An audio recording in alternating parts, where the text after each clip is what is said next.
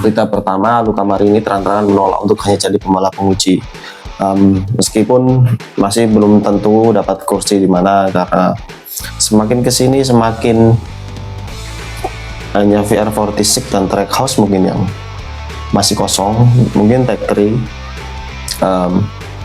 Meskipun dia memang dipinang rencananya sama Ducati untuk menggantikan Michael Pirro yang semakin tua, usianya menginjak 40 tahun, tapi Luca Marini secara terang-terangan menolak karena dia berkata bahwa hanya jadi pembalap penguji itu bukan keputusan final yang dia inginkan. Dan mengingat usianya yang masih 28 tahun dan karirnya yang harusnya masih panjang, sangat disayangkan jika memang ada tim yang mau mengontrak. Dan ya itu, Luca Marini memang sampai hari ini masih belum tentu mau kemana dan belum tentu ke tim mana.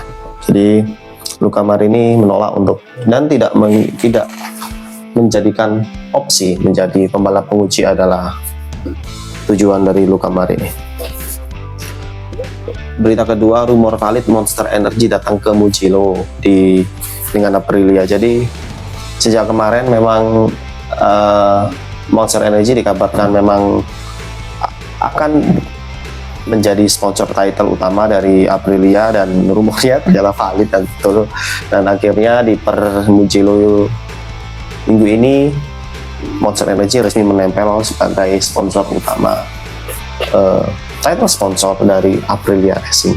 Untuk kontraknya berapa tahun masih belum dijelaskan, cuman berita bagus, dan akhirnya untuk semua tim pabrikan memiliki title sponsornya masing-masing, dan pastinya Rivola happy. Bertahun-tahun coba dapat sponsor dan akhirnya uang segar lah bisa masuk ke Aprilia, sehingga pembiayaan jadi lebih mantap, lebih enteng harusnya dari tim Aprilia. Cuman sayangnya livery ini kurang puas. Hanya nempel tok M, kemudian Singone ditarik mundur nang buntut. Cuman tahun depan kita tunggu gimana livery ini. Cuman agak kurang sih kalau sing tahun ini hanya ditempel tok cuy. Berita ketiga, Martin bernasib seperti Marc Marquez dengan meninggalkan Red Bull sementara. Ya, setelah perilisan Monster Energy sebagai main title sponsor dari Aprilia Racing, diketahui memang Jorge Martin tidak menggunakan Red Bull di helmnya dan di topi saat di tempat umum, di tempat-tempat di MotoGP, dan nggak tahu itu nanti nasibnya akan seperti apa. Apakah dia berpindah dari Red Bull Athlete ke Monster Athlete, kita tunggu saja, atau memang dia benar-benar setia dengan Red Bull seperti lainnya Marc Marquez, dia hanya menunda kontrak dan insya Allah akan melanjutkan Red Bull di Yamaha. Saya rasa sih kelihatannya memang Jorge Martin lebih setia dengan Red Bull dan ingin menunda kontraknya dengan memutus kontrak sementara dengan Red Bull seperti Marc Marquez. Berita keempat, Honda mulai rubah strategi menaruh Alonso di LCR dan menaikkan Moreira. Jadi kelihatannya Honda mulai berpikir ulang merekrut Alonso di tim pabrikan seperti karena dia mengingat bahwa kesalahannya waktu merekrut Alex Marquez. Kan ceritanya Alex Marquez kan naik MotoGP langsung di Repsol, dan karena memang lebih terlihat gagal sih karena mengikuti jejak kakaknya, jadi dia diturunkan ke LCR, dan meskipun tidak naik lagi di MotoGP, maksudnya tidak naik lagi di tim pabrikan Repsol Honda, dia sangat-sangat kurang perform. Jadi Honda tidak ingin mengulang kesalahan yang sama, dia ingin lebih bertahap untuk merekrut pembalap-pembalap muda sehingga tidak mengalami apa istilahnya shock. Karena di pabrikan itu agak beda. Di pabrikan itu mereka tidak bisa fokus untuk mencari lap time tercepat, dia lebih untuk mendevelop motor, lebih bertugas untuk mendevelop motor dari pabrikannya langsung, karena itu yang bikin susah dan nggak semua pembalap bisa. Dan ya aku rasa memang keputusan itu paling tepat, cok. Jadi Alonso naik di LCR dulu setahun 4 tahun, nanti jika pun oke mungkin bisa naik menggantikan Moreira atau menggantikan Fabio Quartararo. Jadi good job. Cuman kita masih belum tahu info resminya. Alex Lopez menilai wajar jika Toprak kurang kompetitif di Yamaha, karena kita semua tahu kalau kita lihat setiap hari hampir Toprak pasti ya Toprak, Miller, kadang Greens, tiga ini paling bawah cok. Kemudian pembalap penguji kadang ada Pirro, kadang ada Salvadori, jadi pembalap penguji sama Pramac Racing itu apa ya, itu rutin di Sorjo. Jadi Alex Lopez memberikan pembelaan karena jika pun diibaratkan Marc Marquez ditaruh di motor yang sama, yaitu Yamaha YZR-M1, nasibnya akan kurang lebih sama. Dan jika pun diibaratkan di USBK, mungkin Nicolo Bulega menaiki R1 pun hasilnya juga gak sebaik saat dia menaiki Panigale, karena kita semua tahu bakat Toprak itu menakjubkan, cuman memang butuh penyesuaian. Karena kita tunggu aja tahun depan cuy.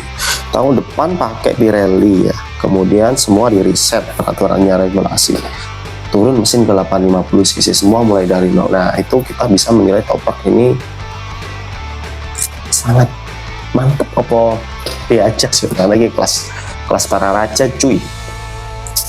Berita ke-6, Paolo Pavici membujuk PI Yamaha yaitu Valentino Rossi untuk menguji mesin V4-nya. Jadi diketahui bahwa Yamaha mengetes mesinnya, motornya untuk regulasi 2027 di Sano dan menunjukkan ke Valentino Rossi dan bahwa dia ingin apa istilahnya ya, Paolo Pavici itu bertujuan memang ingin mendapatkan input feedback dari Valentino Rossi, karena kita semua tahu Valentino Rossi itu pengembang motor yang gak atik diomong sih Jo, is teruji Jo, approve Jo, is stempel oke Jo, soal QC. Nah cuman Rossi itu tipikal orang sing apa istilahnya, dua ideologi lah istilahnya. Rossi gue menyatakan pensiun dan gak mau bersentuhan dengan motor MotoGP, bahkan motor dia seperti kan gak pernah disentuh Jo. Saya itu ya Pak nyentuh Yamaha, cuman mungkin karena story-nya yang lama dengan Yamaha dan sebagai WA juga pasti kangen ya. Mungkin jika Valentino Rossi menguji sih bagus sih untuk media. Menyenangkan Jo melihat Valentino Rossi naik MotoGP lagi. Semoga film Jo, semoga. Berita ke-7, Raul dan Martin sudah saling benci dari kecil Jo. Itu dikuak oleh siapa namanya, Oscar Haru itu adalah rekannya di LCR Honda waktu di zamannya Stefan Bradl sama Cekinino di Crutchlow, bahwa dia menyebutkan Raul Fernandez itu benar-benar istilahnya selek Cok, tak seneng lah Cok ini Martin. Bahkan waktu latihan pun jika di latihan yang sama di tempat yang sama, jika itu ada Jorge Martin, dia akan menolak latihan dan pilih cabut dan pulang. Sebenci itu. Jadi itu di-spill oleh Oscar Haru waktu di podcast, entah podcast siapa gitu. Wah itu, tapi ketoro sih waktu kemarin di apa kan, setelah di podium Pak Vermene sprint race Mugello kan, mereka naik motor kelihatannya mau ke tempat media ya. Nah iku telu iku Cuk, Jorge Martin gak ngejak ngomong balas Cuk, Raul Fernandez meneng tak Cuk, malah ngejak ngomong mbak Diji asing di jauh kan, malah di sebelah Raul Fernandez. Dan ini valid Cuk, bahwa Raul Fernandez dan Jorge Martin itu bener-bener gak konco Cuk istilahnya, bener-bener gak ngonco, valid Cuk berita itu Cuk. Seru ini ngarai percik-percik yang menyenangkan.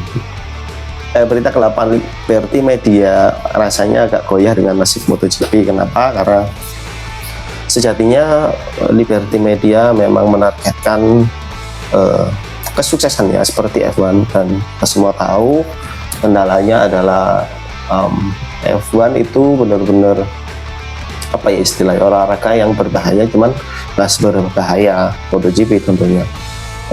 Kalau di F1 kan kita bisa ketahui kan siapa yang pembalap yang mau jadi juara dunia dan yang enggak. Jadi itu bisa di apa istilahnya didramatisir. Jadi dua kandidat itu benar-benar bisa dicetak gitu loh. Jadi dramatisir oke. Dan kemudian nggak tahu ya, dari tradisi dari MotoGP kita semua tahu rider MotoGP itu cuek dan nggak begitu glamor lah kalau kayak F1.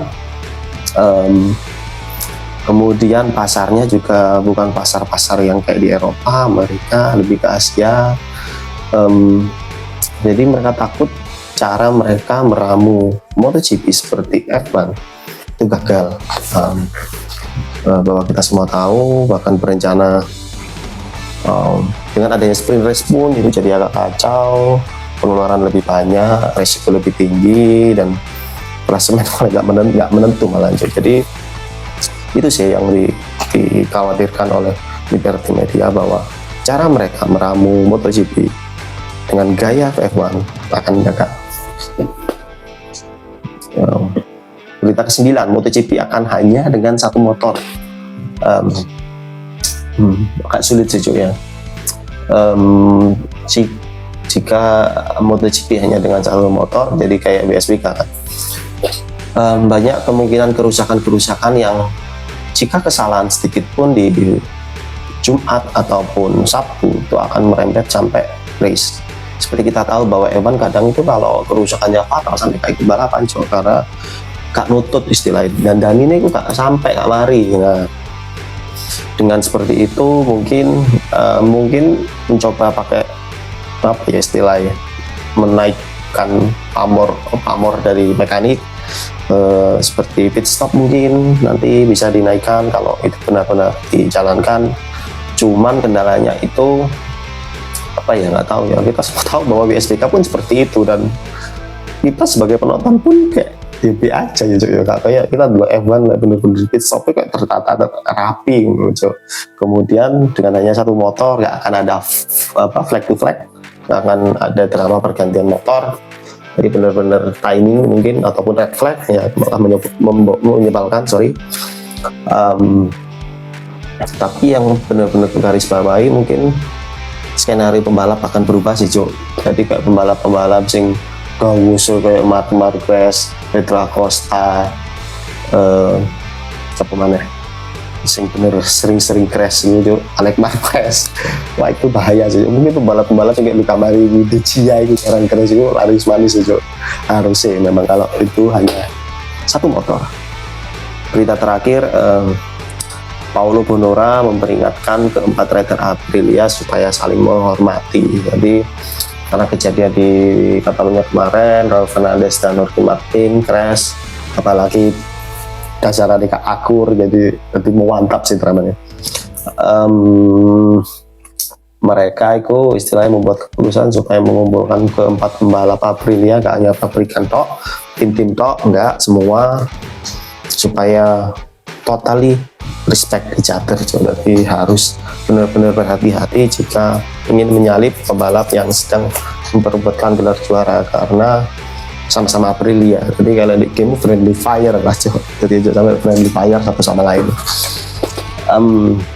Jadi itu 10 berita dari Ciao, thank you.